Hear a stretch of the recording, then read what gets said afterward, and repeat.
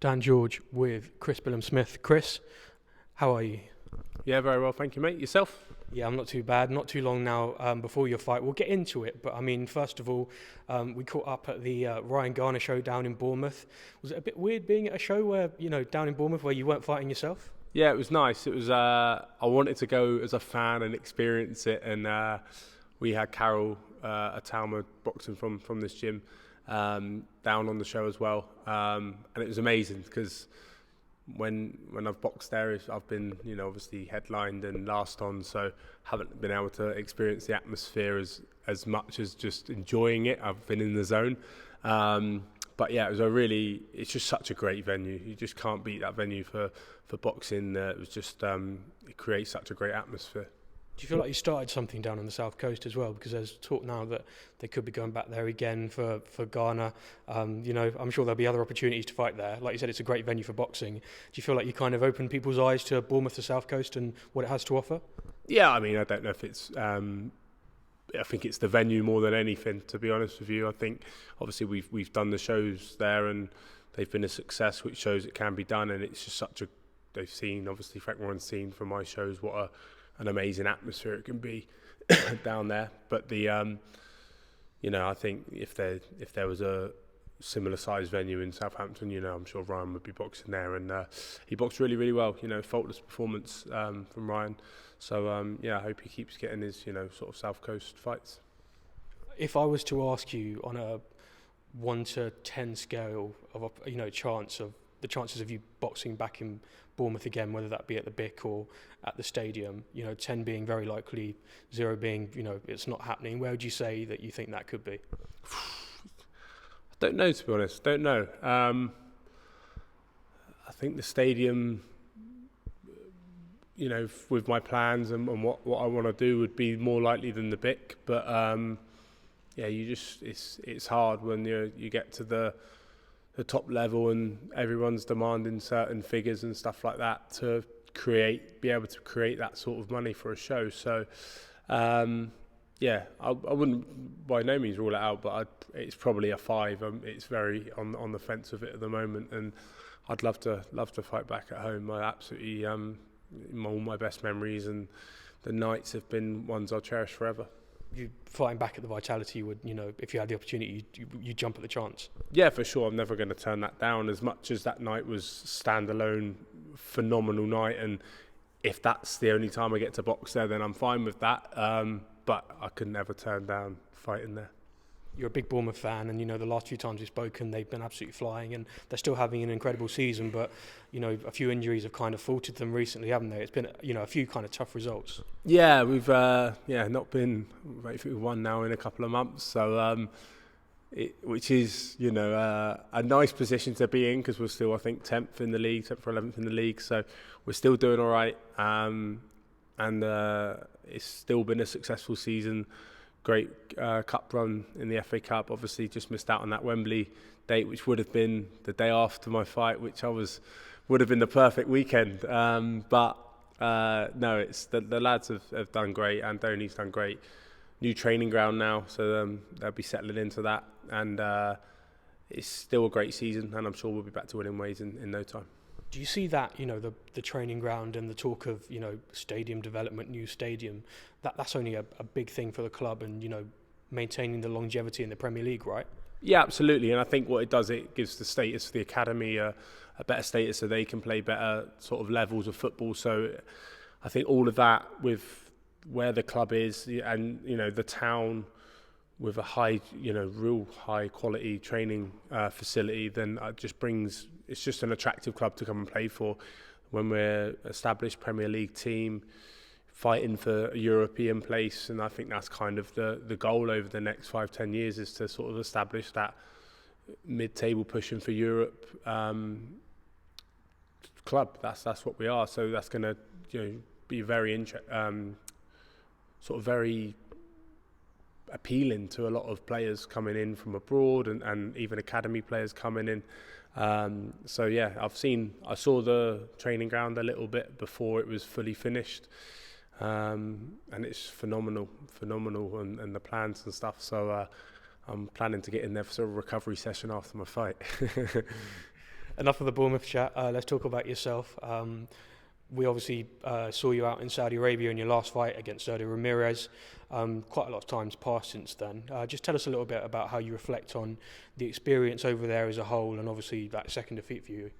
Yeah, the experience was amazing. Me and Leo actually was talking about it earlier about the fight week and how much fun it was, like just having the whole team there in the hotel, and we had a really enjoyable week, obviously until the result, and that's what we were there for. We were there on business, but we enjoyed the week. It was good fun. The events that they put on in the evenings and stuff, with what Turkey Al Sheikh does with the fight weeks, is phenomenal.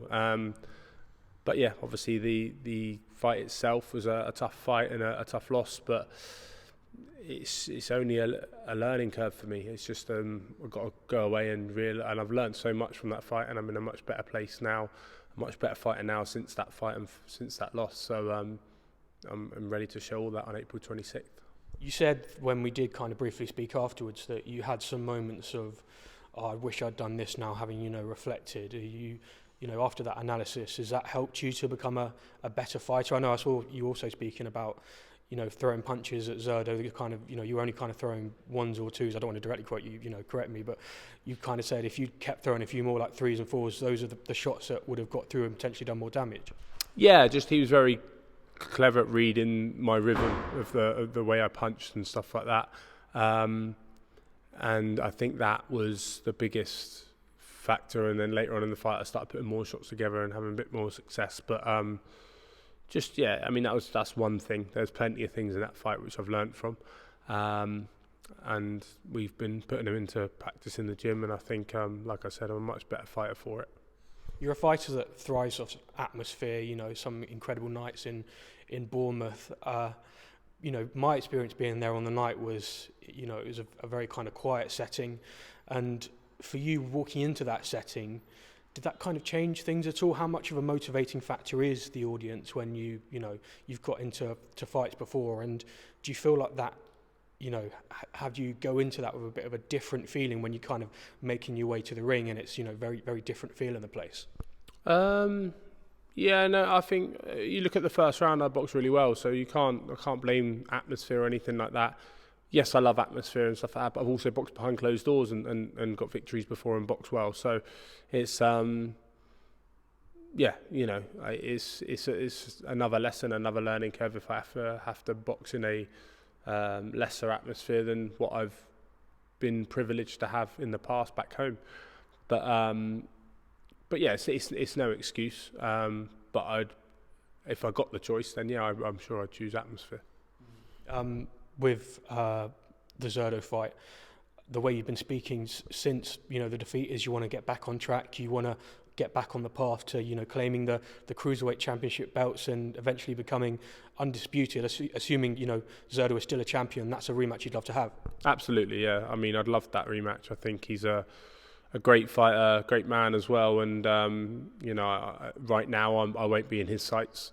He'll be looking at unification, so if I can get one of the other belts, maybe the WBC or the IBF, then great. We can get that rematch on. But I'm pretty sure at the moment Opataya and Zerdo are looking sort of on a collision course. So I think that leaves Badou Jack. So we'll see. But obviously I've got to focus on in a couple of weeks' time and getting the job done against Brandon Glanton. Did you share any words after the fight? I know he left a really nice message for you, didn't he? Did you speak at all after? I spoke. I think I messaged him on Instagram after and just congratulated him and said it was an honour to share the ring with him. He's a great champion, great man, great fighter, and I think he's proven that over the years. He's only lost to Bivol, but I believe, yeah, and there was no animosity in the build-up. There was no trash talk or anything like that, but in the ring I think we showed the best of boxing, to be honest. I think we showed that you can still be gentlemen outside the ring and give it absolutely everything inside the ring, because that was an unbelievable fight. It got voted for one of the fights of the year, nominated for one of those, so and I think that's the good side of it. But he also sent me a message. A friend of mine who works in boxing media sent me a video message from him I think that was in December or January time, and he sent me a nice message then. So yeah, look, all respect to him. He was the better man on the night, and hopefully we can get to do it again. Moving on, obviously you're fighting against Brandon Glanton, not too far away from here at North London, Tottenham Hotspur Stadium. It's an incredible venue, fighting someone like Brandon Glanton. I mean, before we get into him, how much have you heard of him before? You were offered his name to fight him. Yeah, I'd heard of him. I've seen him on a few times before. I know David Light beat him the fight before David Light boxed Lawrence Coley, which was the fight before I boxed Lawrence. So, yeah, I kind of knew of him then. He was a sparring partner for Lawrence for my fight with Lawrence. So I'd heard of him, and then after the fight, people were telling me about there was some guy that since this fight's been made, they've been saying how he was apparently giving me loads of grief on that fight week. So yeah, it was that's all I've ever really heard of him. And then since obviously the fight's been made, I've watched him a lot more, and he's a good fighter. I think I remember him now. You say that on Bournemouth Pier, calling out yourself and also Isaac Chamberlain a bit weirdly. Had a lot to say for himself there, and I'm sure you've seen the clip of him speaking to IFL TV about yourself. I haven't. You haven't seen it? No. Okay. He basically effectively said he plans to retire you, and he was very kind of quite threatening in what he said about you. Not very nice words to say about you. Is that a bit weird for someone you've not really, not that familiar with, to hear someone, or to, if you're only hearing it now for the first time, someone talking, that way about you? No, it's boxing. I had it all the way through my career. Tommy McCarthy gave me some jip about, after not knowing me. Richard I knew a little bit, but very, and he said I was deteriorating and I was basically washed up. And we saw how that ended. So that's I'm used to it now. I'm too long in the tooth for trash talk and people trying to. It doesn't affect me. It never has affected me. The fact I'm even more, experienced in this field now. Then it's he can say what he wants. The significance of this fight, of course, is you guys are both highly ranked in the WBC cruiserweight rankings. As you said earlier, Badu Jack, the WBC champion, and if you win this fight, it will hopefully put you in a position to, maybe fight to become mandatory challenger to Badu Jack or whoever the WBC champion is when you get there. That's the motivating factor for you, right? Yeah, for sure. That's a huge motivating factor. In boxing, it's very much a win. You have to win every fight, regardless of what stage you're at. But definitely at the stage I'm at, and what the plans are I've got ahead. I haven't got ages long left in the game. I haven't got ages left, so I think I need to. Every fight's a must win. Every fight's a must win. There's no rebuilding now. It's you have to win. I can't afford to not win. So I have to. It's a must win fight. And then obviously, hopefully, I think the week after Badu Jack's fighting Ryan Rosicky, and then hopefully I can get the winner of that. How conscious are you of you just said it there. It's must win. You've got to win these fights. Do you believe that whenever the next defeat or setback might come, do you believe that could potentially be the end of your boxing career? I haven't put much thought to it, to be honest, especially at this stage. I've just focused on the task at hand. There's no point wasting any thoughts or mental energy on that. I'll sort of cross that bridge when I come to it, but for me it's all about winning this next fight, getting what I want out of the sport, and focusing on that. How much analysis have you put into Brandon Glanton? Because something I found quite interesting recently is, having spoken to Ryan Garner and a few other people, was my kind of view on opponents in sports, in football, for example, teams watch hours of tape and analysis on their opponents. And speaking to Ryan Garner recently, I was like, how much have you looked into this, the guy who fought for the European title? And he's like, I don't really look at him too much, just focus on ourselves, and, I only worry about myself going into the fight. Is that a similar thing with you, or do you do some analysis on your opponents? Yeah, we do a bit of analysis. I'll do a little bit, and then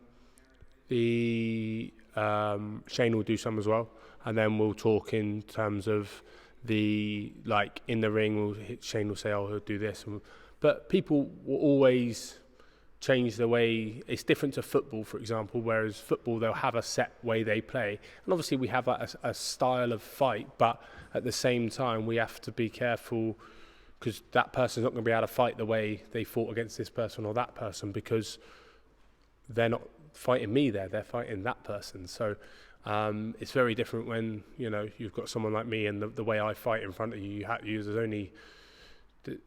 you have to fight not a different way necessarily, but I'm very good at people taking people's strengths away from them. So that's what we do. We'll focus on a few little areas here and there, and then we'll adapt through the fight.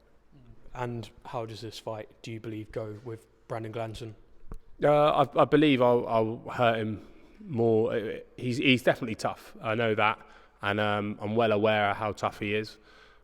But we'll see how tough he does get hurt in his fights. I've seen that, noticed that before, and I think that I'll do a number on him. Whether he can stay in there or not, then that'll be we'll find out on the night. But either way, I'll be doing a number on him.